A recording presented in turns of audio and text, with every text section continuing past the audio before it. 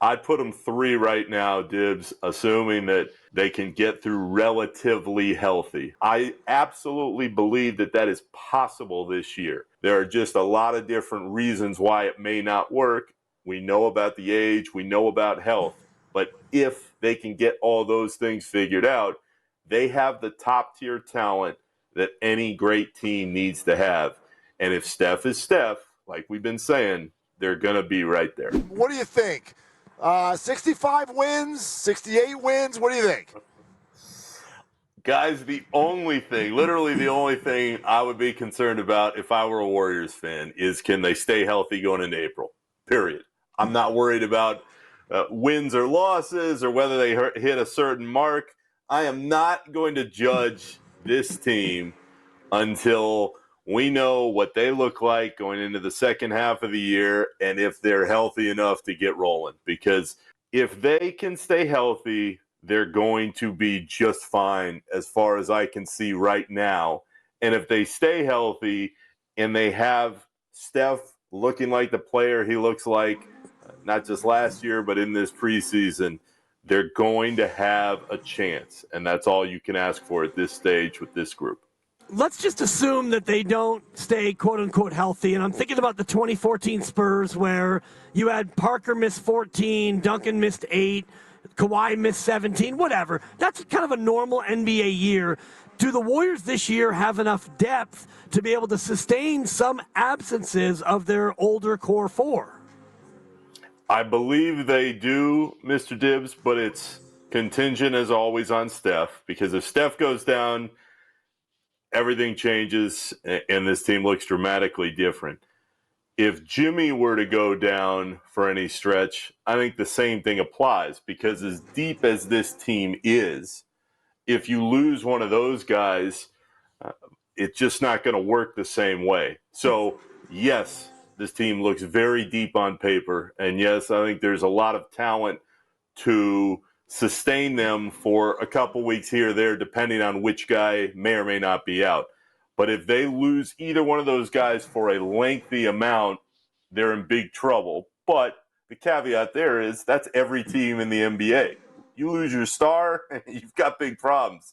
It's just that the stars look a little different here in the Bay, with Steph being Steph and with a healthy Jimmy being the player that he can still be. Hey, what do you make of this report that Jonathan Kuminga is probably in the starting lineup? Mark, it makes sense to me in that he has the size, he has the length. Steve Kerr has repeatedly praised the way that Kuminga has played in the preseason. He seems to be doing more of the little things that the Warriors have been hoping that he would do, as far as the passing, getting up and down the floor. So I think it makes sense, not only because of the matchups against the Lakers, but Kerr said, sometimes you just want to reward a guy for a really strong preseason. Give him some more minutes. Give him a starting spot for a second. Everything changed because Moody is out. It certainly is going to look a little different throughout the first couple months here, because Kerr has said over and over that he wants Al Horford to play about 20 minutes. So whether he starts, comes off the bench, we're going to see. But the Kuminga thing on the surface makes sense, and I think that the Warriors would love to see him take that step that we've all talked about early in the year. Let's imagine the age 37 season for Steph Curry. Nick, like what are we really realistically supposed to expect here? Just same old thing? Another year of greatness from Steph? 100%. I don't have any question, Mark, that if he is healthy, he's going to be the same old Steph. When you watch the way he puts in his work, you see a player who still wants to be not just the best player on his team, but wants to be one of the greats in the game this year. And I'll give you a quick example. We were at USC while they were here on their first preseason trip. Everybody comes down the stairs in the Galen Center, and they start to walk out towards the buses, and everybody in LA has people they know or people that they can go get a lunch with or somebody they're trying to see. What does Steph Curry do? Instead of going right out the door to the buses, Steph goes left into the USC weight room and he gets another hour workout as part of his daily regimen. He, as in my experience as a journalist covering the league, he's as regimented a player as I've ever seen. There is a reason, guys, that he has been able to withstand this level for so long. And of course, look, if we were betting on does Steph look about the same or does he take a step back this year, give me the money on Steph being at that same high level every day as we start the new year. Can you say the same thing about Draymond, who's a year and change younger and a guy who also goes out there and puts in the work? What's the sustainability for Draymond, considering the wear and tear, but also realizing that he may not have to play the 5 as much this year with Al and Quentin in the fold? I don't think there's any question, Mr. Dibs, that Draymond certainly didn't come into the shape of camp that Steph did, but that's why there's only one Steph. What I would tell you about Draymond is, in listening to him, in watching him on the floor, especially in the brief doses that we've seen with Horford, I think Draymond feels like he has a new lease on his basketball life because he'll do whatever he needs to do. As he said, he trusts Kerr. He knows that Kerr has helped him win plenty of rings. He'll do whatever the team needs. But if he isn't down there on the blocks playing 5 every night, that takes a huge burden off him. So I think that he is going to feel reborn moving around the floor a little bit because he doesn't have to cover so much and he doesn't have to work around the big bodies every single night whenever Horford is out there.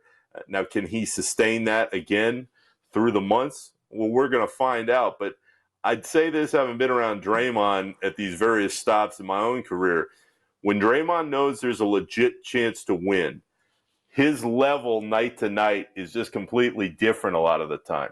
He knows as we start this year that they have a legit chance to win. People might hear that and say, oh, come on, these Warriors, all these old guys. It doesn't matter what people think on the outside. They believe they have a legit chance. And when you have a motivated Draymond Green, you have the best player that the Warriors can have in the fold. If I take away the obvious stuff, like if I take away Steph and Jimmy and Draymond, and I think about the fact that in 2022, the Warriors don't win that title unless Jordan Poole has kind of a surprisingly good season. Who's that player this year? If I take away the big 3, who's the most important Warrior who needs to have a great year? Mark, this answer is very, very simple to me. It's Pods. Kerr could not have been clearer in his praise that Pods is a connector for the rest of the group on the floor. Steph said it the other day, Draymond as well. They're not looking for Pods to go out there and score 20 or 30 every night. They're looking for him to set everybody else up and kind of fill in the gaps. If that means that the stars are on the floor, he can come in and hit some shots, play some defense, find his way. If that means they're not on the floor, and let me repeat to everybody what you guys say every day, there are plenty of times this year when those guys aren't going to be on the floor, the Stephs and the Jimmys and the Draymonds. Pods is going to have to step up his own game. He knows it. He's looking forward to that challenge. But if you're looking for the person that needs to take the step the most in order for the Warriors to have that kind of success, it's absolutely Pods. And I would also tell you, as somebody that flatly didn't believe that Andrew Wiggins could take another step in a new culture, I was wrong completely. Andrew Wiggins was the second best player in that title run during that stretch. So when you have Jimmy, that should allay any concerns of who the number 2 is going to be. Count me in the group that still believes when Jimmy's good to go, he's as good as damn near anybody there is. The point is, you need somebody to kind of come out of the weeds a little bit and go, hey, I'm here, and I can really help. And to me, as we start this year, that guy is Pods. If we put aside injury as a possible downfall for this older Golden State Warrior team, when you look at the West overall, where would you slot these guys, Nick? I'd put them 3 right now, Dibs, assuming that they can get through relatively healthy. I think OKC is clearly number 1. To me, Denver's number 2 because of Jokic. I just think people don't understand how awesome that dude is night to night. On top of the fact that I think Denver really re-upped what they needed on that roster. You look at a guy like Cam Johnson, I think he's going to help them. If you fill out the roster correctly around a player of Jokic's caliber, anything is possible. It all boils down to getting everybody to the same place when the playoffs start. I think that OKC is probably going to win another title. That's where I would put my money as we start today, a new year. The Warriors have a chance, though. And people that don't like the Warriors and don't believe, and I say this as somebody that didn't think they had a shot in hell to win another title a few years ago, and they won that bonus title, and it was like, oh, okay, we see what this can be. I absolutely believe that that is possible this year. There are just a lot of different reasons why it may not work. We know about the age, we know about health, but if they can get all those things figured out, they have the top-tier talent that any great team needs to have. And if Steph is Steph, like we've been saying, they're going to be right there. Nick, you've got him ahead of Houston, huh? I don't buy Houston in the biggest games yet, Mark. And certainly you had Kevin, and I know people are ready to kind of write him off sometimes as that top-level guy. I am not. I think Kevin, when he's on, is still awesome. And I know how much respect he generates still within the league. But I like this Warriors team. I like the depth. I love the Horford signing. Again, if we keep going back, that's the biggest word there is. If Horford is still Horford, and all these guys keep saying that he is the same player when he's out there, well, then he fills a huge need for them, and he's going to fit into the framework of this room. But to me, if all things are being equal, the Van Vliet injury really hurt Houston. I don't know if they're going to be able to mesh that quickly, and I don't know who else is going to be able to help Kevin that same way night after night. Şengün is a hell of a player.